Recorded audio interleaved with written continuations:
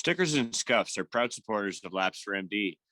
Laps for MD helps those with muscular dystrophy by raising funds, supporting MD charities through racing.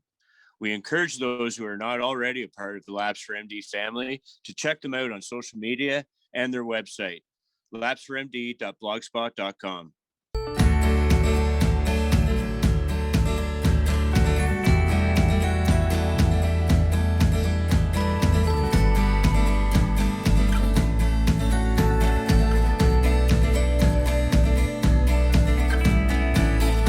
Race fans, sit back, relax, and enjoy.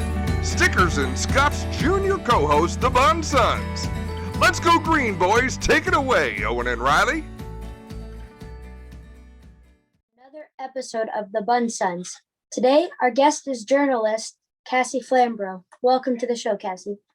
Thank you so much for having me. I see the Dale Junior flag there behind you, and I made sure to wear my Slide Job t-shirt. That's so cool.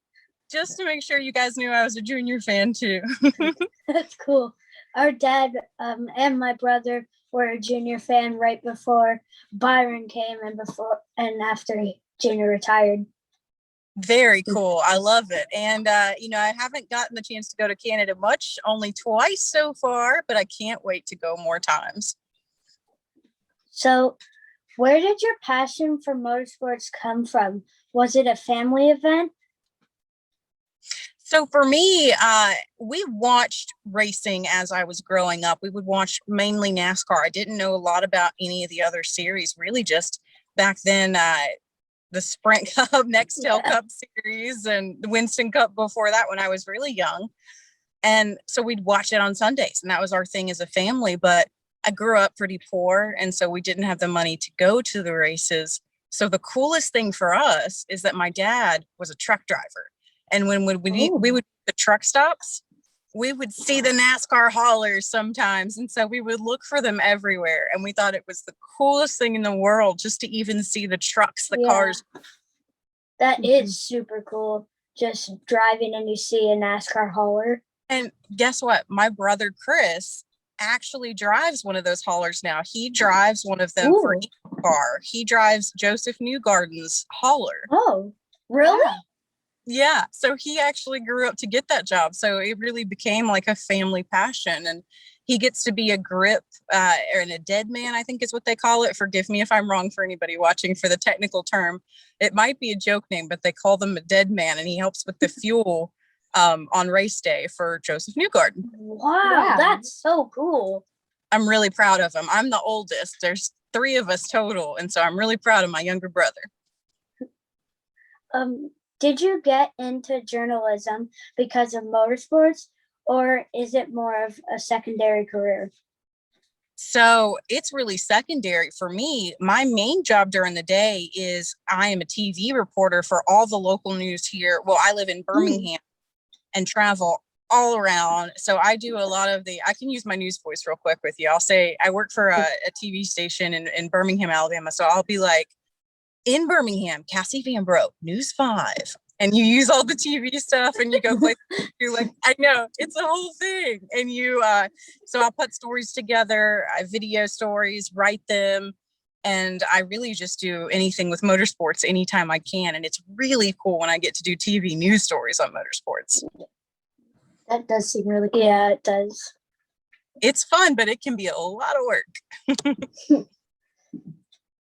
One funny thing before I'll interrupt just a second. So I've always loved journalism, and you guys talked to my boyfriend, Matt Weaver, here recently. Yeah. I hired him in college as my sports editor for the student newspaper, right? But little do most people know, I also got to fire him because he did not meet his deadlines. So always deadline. It's really funny.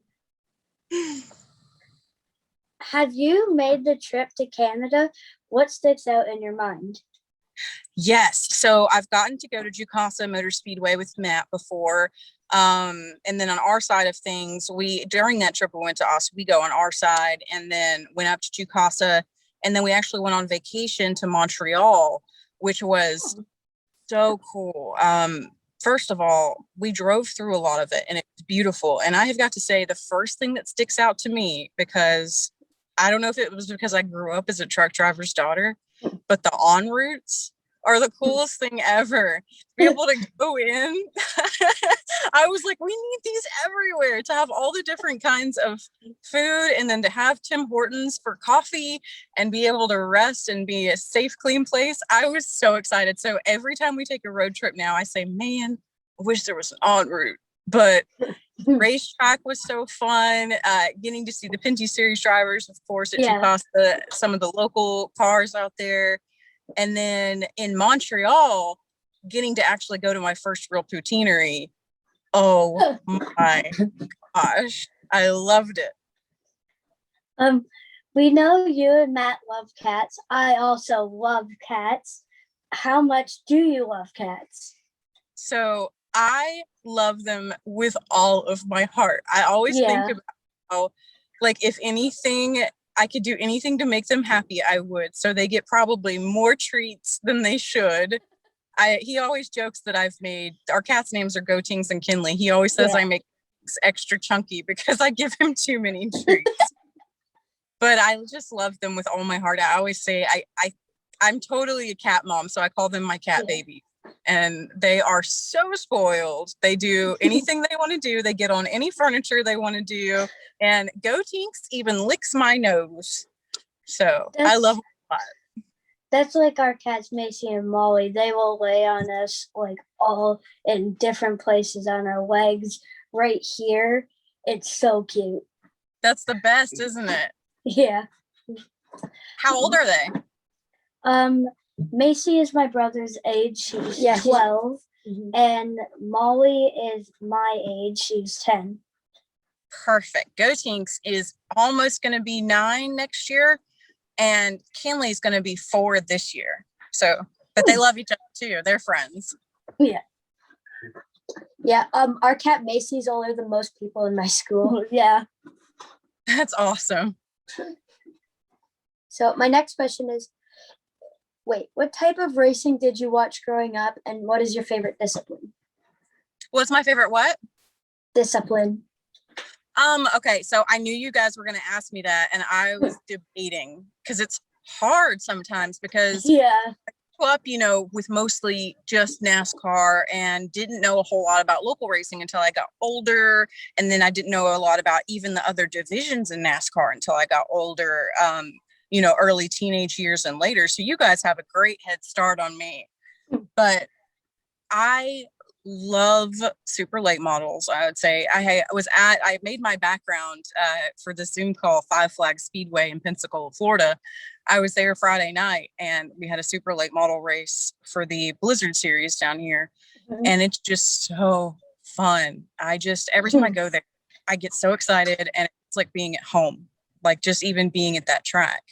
So I would say that's probably my number one, would be super late model racing. And then number 2, I love the NASCAR Xfinity series. I'll tweet about it a lot too. I'll be like, I like the NASCAR Xfinity series even more than Cup, just because it's so we agree. Awesome. You guys get it. There's so many different winners there.